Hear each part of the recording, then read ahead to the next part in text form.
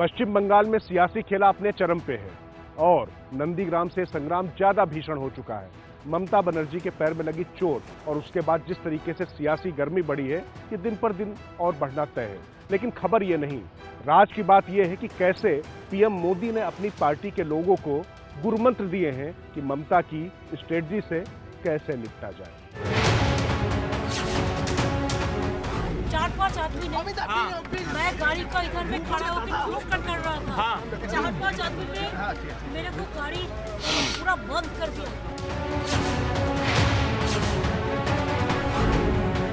ममता ने खेला होबे, लौड़बे और जीतबे का नारा दिया।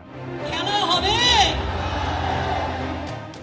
बीजेपी ने ममता के चोट को स्टंट करार देते हुए अब खेला हो गए छे यानी खेल हो गया के तरह इस घटनाक्रम को स्थापित करने में पूरा जोर लगा। मतलब ममता के खेलने, लड़ने और जीतने के जवाब में बीजेपी ने ममता की हड़बड़ाहट को उनका खेल खत्म होने की तरह पेश करने का फैसला किया। दीदी बोलছে খেলা হবে। আজকে দিদিকে জানাতে চাই তুমি খেলাই করেছো দিদি, বাংলার সাথে খেলাই করেছো। মাননীয় নন্দীগ্রামে দাঁড়িয়েছেন, নমিনেশন ফাইল করেছেন, হারাবো চিন্তার কোনো কারণ নেই, চিন্তার কোনো কারণ নেই।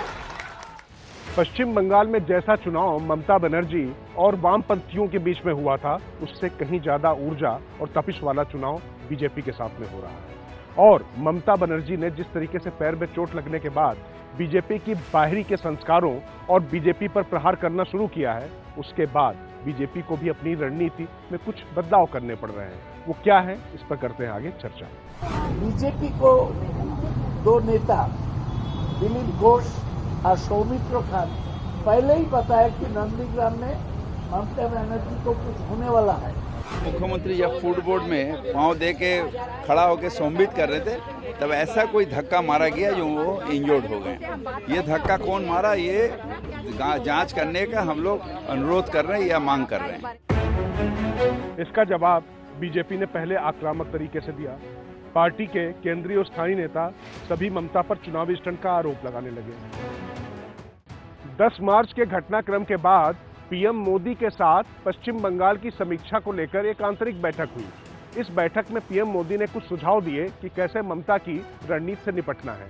उन्होंने कहा कि सबसे पहले सभी नेता ममता को जल्द स्वस्थ होने की शुभकामनाएं दें और उनसे पूछें कि दीदी, राज्य की पुलिस आपके पास में है, इतने कार्यकर्ता आपके पास में थे, इस सुरक्षा और इतने कार्यकर्ताओं के बीच में इतने लोग कैसे आप पर हमला करने आ गए, इसकी जांच होनी चाहिए और लगातार इसी बात पर अडिग रहें, लेकिन आक्रामकता के बजाय तथ्यों पर ज्यादा जोर दें। उसी दिन शाम को कई वीडियोस आ गए थे जो स्वतंत्र रूप से लोग बता रहे थे कि ऐसा भीड़ थी और ऐसा लग रहा था कि किसी ने कोई जबरदस्ती धक्का वक्का नहीं मारा, पर एक शायद हादसा हुआ होगा, खंबे से लगा।